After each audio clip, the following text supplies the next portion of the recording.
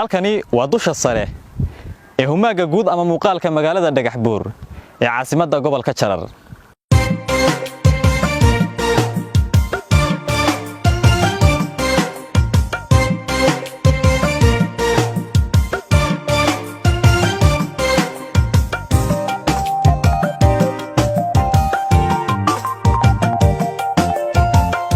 gobolka Jarar waa gobolka shanaad ee ugu weyn deegaanka Soomaalida. waxa uu ku fadhiyaa baddan 39,265 kiiloomitir oo laba jibaaran.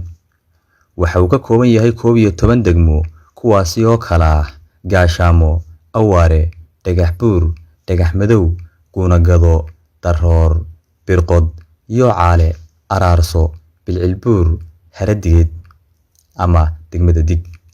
caasimadda gobolka waxa ah magaalada Dhagaxbuur. gobolka Jarar waxa hore lagu yaqaanay gobolka Dhagaxbuur. magaca gobolkan waa Jarare waxa uu ka yimid toga Jarareed oo ah tog gobolka mara. gobolka waxa bari ugu xigta degmada Gaashaamo, halka waqooyina ay ugu xigaan degmooyinka Araarso iyo Yoocaale. dhanka galbeed sidoo kale waxa ugu xigta degmada Dhagaxmadow, halka koonfur ay xigaan degmooyinka Birqod iyo Guunagado. degmada Awaare waa degmada ugu daada weyn gobolka. waxay ahaan jirtay caasimadii Hawd ee xilligii gumaystaha Ingiriiska. gobolkani waxa uu xad la leeyahay qaybo ka mid ah gobolada deegaanka Soomaalida iyo sidoo kale Somaliland sida Doolo, Qoraxay, Nogob, Erar iyo Faafan oo dhammaantood ah gobolada deegaanka Soomaalida, iyo sidoo kale Togdheer iyo Maroodijeex oo ah Somaliland. gobolkani waa gobol xoolo dhaqato. nolosha dadka degani waxay ku tiirsan tahay xoolaha nool sida geela, ariga iyo lo'da.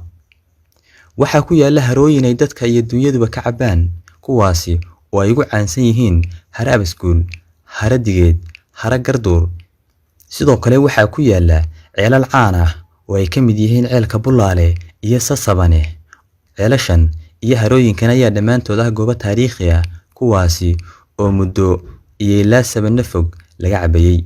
mid ka mid ah taariikhaha yaabka leh ee gobolkani caanka ku yahay ayaa iyana ah ama waxa ka mid ah xabaasha Garawo. Garawo waxa ay ahayd hal caana badan, waxaana la sheegaa inay deeqi jirtay ku dhawaada 40 nin. sidoo kale markay Garawo dhimatay, ninkii milkigeeda iska lahaa oo lagu magacaabi jiray Shiil Cismaan waxa uu ku xila furay in hasha lala aaso lalana kanfo, taasi oo markii dambe tolku sidaa ku aqbalay lana aasay. gobolkan waxa uu caan ku yahay inay ka soo jeedaan halgamaayo badan sida Garaad Maqtal Daahir, Suldaan Biixi Fooley, halgamaa Maxamed Cumar Ismaan, Abwaan Singub, Gabiyaa Maxamed Cali Beenaley, Gabiyaa Raagowgaas, Darwiish, Suldaan Nuur Axmed Ammaan iyo dadyow kale oo guud ahaan caan ka ah geyga Soomaaliyeed. dhanka ganacsiga, gobolkani waxa uu quudiyaa gobollo badan oo deegaanka Soomaalida ah sida Qoraxay, Nogob iyo Erar, isagoo ku xidhaya magaalooyinka Burco, Berbera iyo Hargeysa oo badi ganacsiga deegaanku ka soo galo xoolaha nool ee deegaankuna ay ka dhoofaan. Dhagaxbuur ayaa ah caasimadda ganacsiga ee gobolka, taas oo ay ka adeegtaan gobolada galbeed ee deegaanka iyo degmooyinkiisu. daba mar kale, Dhagaxbuur waa caasimadda gobolka. aynu isdul taagno. magaalada Dhagaxbuur waxa ay dhacdaa galbeedka deegaanka Soomaalida. waxay caasimadda Jigjiga u jirtaa masaafo dhan 165 kiiloomitir. sidoo kale waxay magaalada Hargeysa u jirtaa masaafo dhan ilaa 240 kiiloomitir. waa halka laga soo galo dhulweynaha loo yaqaan Hawd. waa magaalo cimilo diiran, sidoo kale ku suntan carracas, dadkeeduna ay ilkaas yihiin. waxaa magaalo ahaan loo degay wixii ka dambeeyay 1910kii. intaa wixii ka horreeyay waxay ahaan jirtay meel xidh ah loona yaqaan xidh libaax. kadib waxay noqotay ceel dadka iyo dunyaduba ka cabaan, xoolahana lagu kala gato. magaca Dhagaxbuur waxaa magaalada loo bixiyay waa dambe, iyadoo loo sababaynayo dhagaxyo waaweyn oo uu caan ku ahaa toga Jarareed ee magaalada Dhexmara. nin Carab ah oo la oran jiray Cabdalla Deeraar oo Yemani ah ayaa ahaa mid ka mid ah dadkii ugu horreeyay magaalada degay, waxna ka dhisay. kadib jaaliyad badan oo Carab ah ayaa soo degtay magaalada, waxayna magaaladu kolkiiba caan ku noqotay ganacsi xoog leh. waxay xudun u ahayd ganacsiyada isaga kala goosha magaalooyinka Hargeysa, Burco iyo Berbera, iyo sidoo kale gobolada deegaanka sida Nogob, Qoraxay iyo Erar. Dhagaxbuur xilliga ay magaalowday ma joogin Ethiopian, waana xilligii ninkii la oran jiray Lecce Iyaasu uu Ethiopia ka arriminayay kaliya Jigjiga ayuu ka jiray maamul aan xooganayn oo mas'uul ka ahaa ama uu hoggaan ka ahaa Cabdullaahi Saadiq. kadib qabsashadii Itoobiya boqor Hayle Selassie 1930kii waxaa 5 sano kadib qarxay dagaalkii labaad ee Talyaaniga iyo Itoobiya u dhaxeeyay sanadii 1935 iyadoo ay sabab u tahay goobta istiraatiijiyadda ee dhacda magaalada Dhagaxbuur. waxaa xarunta ugu weyn ee dagaalka laga hagayay ka dhigtay ciidamadii Abyssinia ee uu hogaaminayay Tijaaj Majnaasu.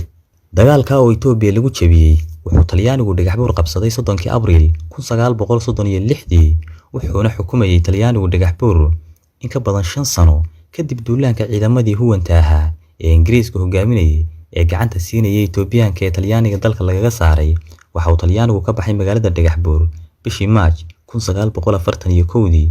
intaa kadib waxaa Dhagaxbuur iyo deegaanka Soomaalida ka arrimin jiray gumeystihii Ingiriiska ilaa uu ku wareejiyay Itoobiya heshiis qarsoodi ah oo Ingiriisku la galay sanadii 1948.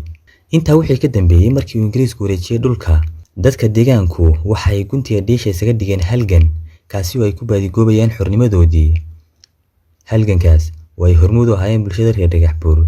waa tii Garaad Maqtal Daahir oo wata 6 askari oo kaliya uu weeraray ciidamada Itoobiya ee fadhigoodu ahaa Jigjiga. dadaalada dadku ay ku raadinayeen xornimadooda way sii xoogaysatay kadib markii mar labaad Ingiriisku shaaciyay inuu wareejiyay 1955 dhulkii loo yaqaanay Hawd aan Reseveria. intaa kadib dhulka Soomaalida waxaa ka dhacay banaanbaxyo arrinta lagu diidan yahay waxaana xoogaystay dareenkii gobonimo raadiska ahaa. June 1960kii habeenkii ay gobolada waqooyi xorriyadda ka qaateen Ingiriiska waxay dhalinyaro reer Dhagaxbuur ahi magaalada ka taageen calanka buluuga. dhalinyarada oo wahleyskoodu ahaa xornimada ay Hargeysa heshay dib uga dhici mayno. dhacdadan oo aad uga cadhaysiisay ciidamadii Hayle Selassie waxay yidhaahdeen ama ay amreen in loo yeedho dhalinyarada kadibna ay u caqli celin doonaan ama ay yara canaanan doonaan. balse taa beddelkeeda guud ahaan waxa ay xasuuqeen ama ay laayeen dhalinyaradii iyagoo markaasi u adeegsaday hubkii loo yaqaanay kanooniga waxaana sidaa loogu magac daray xasuuqii kanooniga. waxaa maalinta Dhagaxbuur lagu laayay ama lagu xasuuqay dhalinyaro kor u dhaafaysa 70 qof. dareenkii xilligaa jiray uu sii laba jibaarmay kadib markii ay midoobeen labadii gobol ee Soomaalida ahaa ee xoroobay dawlad mid ahna ay noqdeen. waxayna dawladdii curdinka ahayd ee Soomaaliya mabda ka dhigatay in dhammaan Soomaalida la mideeyo ilaa laga gaadhayay dagaalkii loo yaqaanay Ogaadeen War ama dagaalkii 1977 oo ay wadeen jabhada taageero ka helayay dawladdii Soomaaliya. kolkii dambana ay dawladdu sida shaacsanaanta faraha ula soo gashay. dagaalka waxaa Dhagaxbuur difaacayay Brigade-ka 11 ee ciidamadii Dargiga ee ugu dambeyn la jabiyay waxaana Dhagaxbuur la xoreeyay July 1977. waxay dib Itoobiyaanku Dhagaxbuur u qabsadeen iyagoo gacan ka helayay Brigade-ka 3aad ee taangileyda Kuubaanka bishii Maars 6, 1978. kadib dhicitaankii dawladdii Dargiga, Itoobiya waxay u guurtay hanaan federaal qowmi ah ku dhisan waxaana la aasaasay xilliga deegaanka Soomaalida ee waqti xaadirkan jira. Dhagaxbuurna waxay ka mid noqotay degmooyinkii ugu horeeyay sidoo kale waxay xarun noqotay gobolkii la oran jiray Dhagaxbuur haddana la yiraahdo gobolka Jarar. waxay xukuntaa 11 degmo oo kala araarsa Bilcilbuur, Awaare, Daroor, Gaashaamo, Dig, Guunagado, Birqod, Dhagaxmadow iyo Caale iyo Dhagaxbuur. magaalada waxaa astaan u ah buuraha loo yaqaan fiiqfiiqyaha Faarweyne kuwaas oo eeg buuraha Naasa Hablood ee Hargeysa. guud ahaan waxaan intaas ku soo afmeeraynaa taariikhda kooban ee ku saabsanayd gobolka iyo magaalada Dhagaxbuur.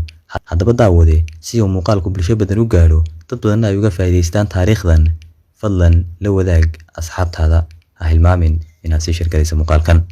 waa Axmed Shilko idin leh. Assalaamu calaykum waraxmatullaahi wabarakaatuh.